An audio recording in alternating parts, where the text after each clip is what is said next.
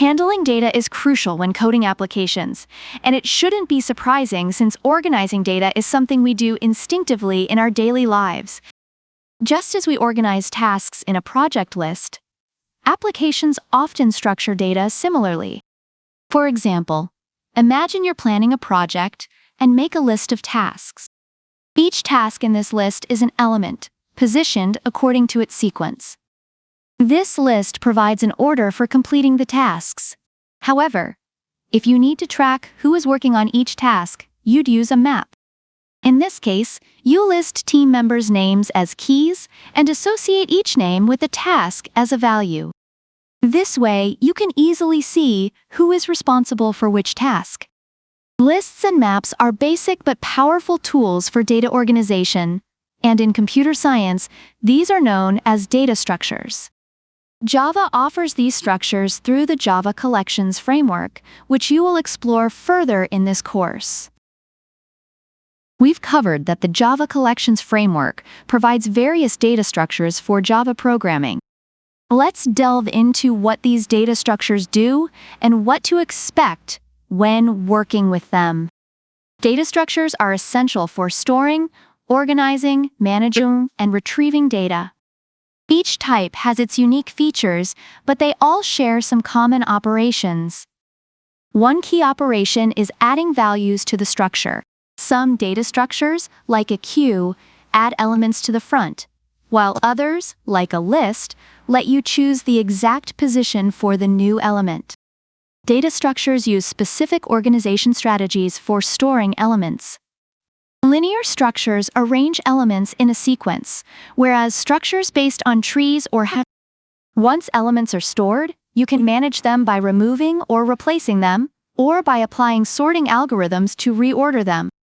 Retrieving elements can be done through random access, which is efficient because it doesn't require scanning all elements. Alternatively, you can use loops to iterate through the elements. Many data structures also support searching for elements to check their existence, find their position, or remove them. This overview gives you a glimpse into the common operations of data structures. In the next section, we'll explore the Java Collections framework in more detail, where you'll see a variety of collection types and their capabilities. Let's dive into the Java Collections framework and its architecture. The framework is divided into three main parts: interfaces, implementations, and algorithms. Interfaces. These are the core of the framework. Interfaces define the abstract types and the methods available for collections, such as list, set, and map. They specify what operations you can perform, but don't provide the actual code for these operations. Implementations. These are the classes that provide concrete implementations of the interfaces. They contain the actual code that makes the data structures work, such as ArrayList, HashSet, and HashMap.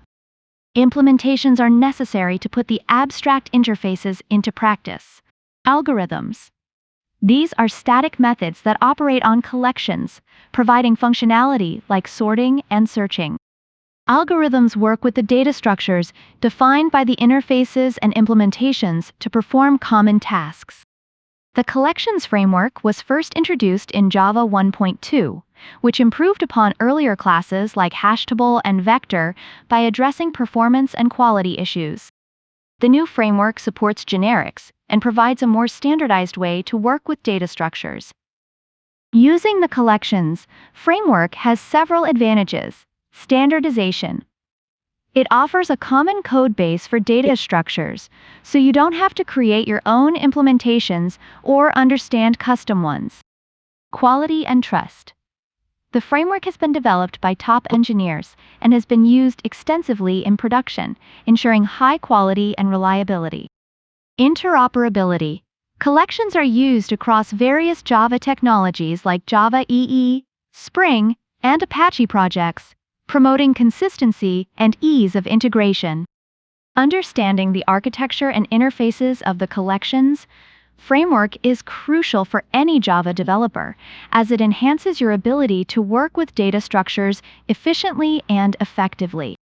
Next, we'll get hands-on with a specific collection to see how it all works in practice. Let's dive into how collections work with a practical example. A collection is essentially an object that groups multiple objects together and provides common operations for managing them. It simplifies working with a group of objects, especially when the number of objects can vary. For instance, let's consider a fictional hotel called Taj Hotel. To manage the rooms and calculate potential revenue, we could start with a simple room class. This class would have fields for the room's name, type, capacity, and daily rate, along with a constructor and accessors for these fields. In our application, you might initially handle room objects like this, create instances of rooms such as Cambridge and Manchester, then pass them to a method that calculates potential revenue based on their rates. The method would take two room parameters, sum their rates, and return the total. However, if you want to add a third room, like Piccadilly, you'd need to adjust the method to accept a third parameter and update the calculation. This approach becomes cumbersome and inflexible as more rooms are added. Instead, using a collection simplifies this. You can create a collection to hold all rooms, say rooms, and use a static factory method to initialize it. Now, instead of passing multiple room arguments, you pass the collection to the method. Refactor the method to accept a single collection parameter and use stream operations to calculate the total revenue. Stream the rooms, map each room's rate to a double, and sum these values. This approach is more flexible and easier to extend. For example, if you add a new room, Oxford, to the collection, the revenue calculation automatically includes it without needing further code changes. This demonstrates the power and flexibility of collections. Managing objects as a group makes adding, removing, or updating items straightforward and efficient. This is just a glimpse of how collections can simplify your code. As we explore more about the Java Collections framework, you'll discover the pre-built methods and utilities that make managing data structures even easier.